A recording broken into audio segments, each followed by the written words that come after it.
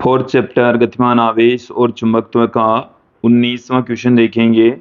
उष्मित cathode से उत्सर्जित और 2.0 किलोवोल्ट के विभवांतर पर त्वरित एक इलेक्ट्रॉन 0.10 टेस्ला के एक समान चुंबकीय क्षेत्र में प्रवेश करता है तो इलेक्ट्रॉन का गमन पथ ज्ञात कीजिए। यदि चुंबकीय क्षेत्र ए देखो प्रारंभिक वेग के लंबवत हो, बी पार्ट में हमें पूछा है प्रारंभिक वेग की दिशा से 30 डिग्री का कोण बनाता हो।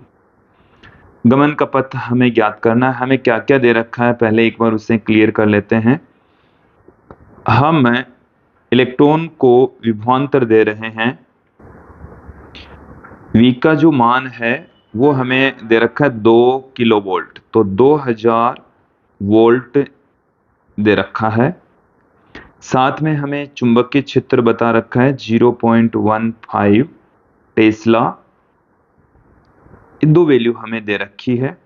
अब देखिए हमें ये कहा गया है कि इतना विभवांतर देने से इलेक्ट्रॉन का गमन पथ ज्ञात कीजिए। और पहली स्थिति के अंदर जब प्रारंभिक वेग चुंबकीय क्षेत्र के क्या हो, लंबवत हो, तो इस स्थिति में कण का जो पथ है वो वृत्ताकार होगा। कण का पथ क्या होगा, थीटा बराबर 90 डिग्री, और थीटा बराबर 90 डिग्री पर कण का जो पथ है वो वर्ताकार होगा। क्लियर। और उस वर्ताकार पथ की जो रेडियस होगी ये हम पढ़ चुके हैं, mv/qb के बराबर होगी। mv/qb, तो m का मान इलेक्ट्रॉन के लिए 9.1 × 10⁻31। वेलोसिटी हमें इस विभवांतर वाले फॉर्मूले से निकालना है कि आवेशित कण को मिलने वाली जो गतिज ऊर्जा है वो qv से प्राप्त होती है।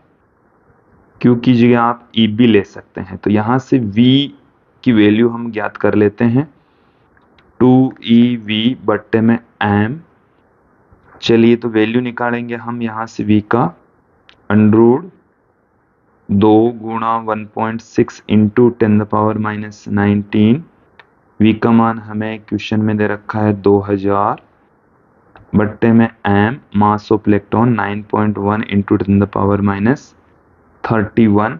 तो v का जो मान है वो हमें मिलेगा, यहां से √2 कर लेंगे, कैलकुलेट करेंगे तो 2.66 × 10⁻7 मीटर पर सेकंड प्राप्त हो जाएगा।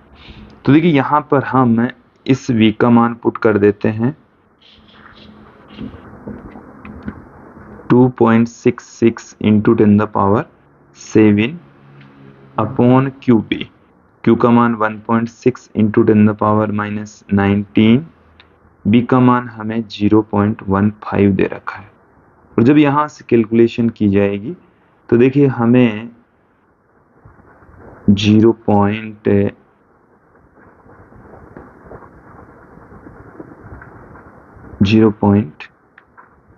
ये मैं आपके सामने पुट कर देता हूं, ये हमें मिलेगा 99.97